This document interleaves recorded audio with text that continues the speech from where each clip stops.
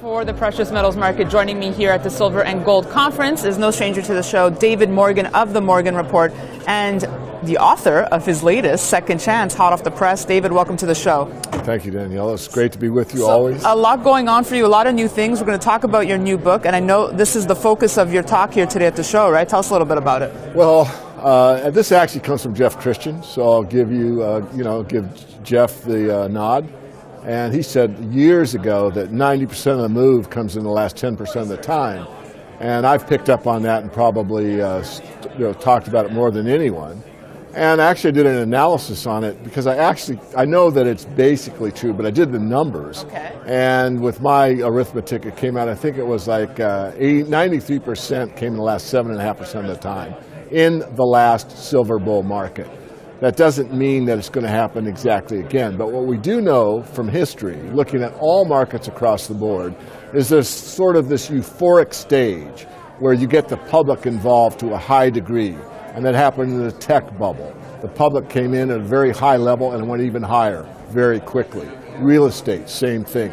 Public came in at the end, went up very high, and the same thing is true in the precious metals. And the reason it's particularly interesting for the precious metals is it becomes a greed fear thing. It usually is driven by fear that the currency is failing, or my pension won't be there, or the dollar won't buy as much as it used to. A combination of these things are a synergistic effect.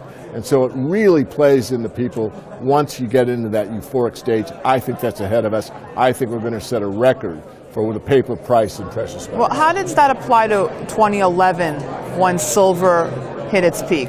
What a great question, because you bring me right back to reality. In the lecture yesterday, we were asked what our biggest fear about being wrong was.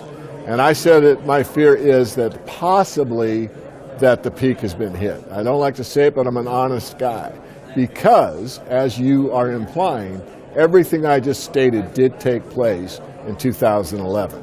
We had a long base at 19, we went up to 26, started to falter a little bit.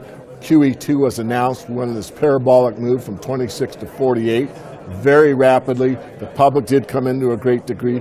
People that never heard the word silver were buying it at $35 an ounce. I was telling everybody, my Kitco interview, my public interviews, look, if you've got to buy silver at 30 or higher, don't buy at all. Yeah. Buy half, buy a third, wait.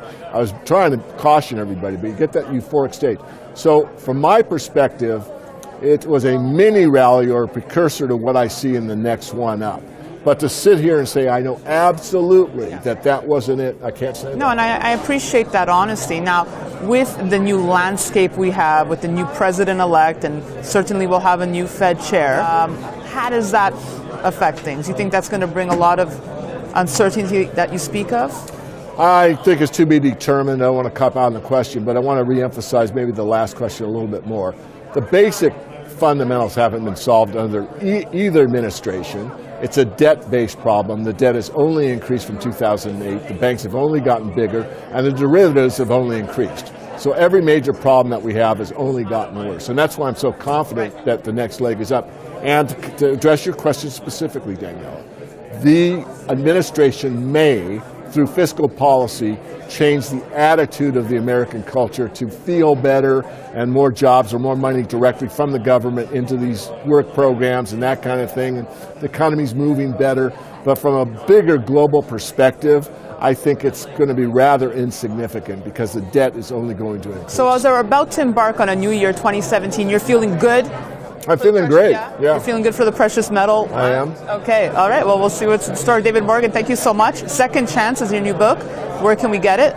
It's online, the secondchancebook.com. It'll be on Amazon, and it's through Lulu. So right now it's kind of limited, but it'll expand. David Morgan, thank you so much for joining us at the Silver and Gold Conference here in San Francisco. We'll have more for you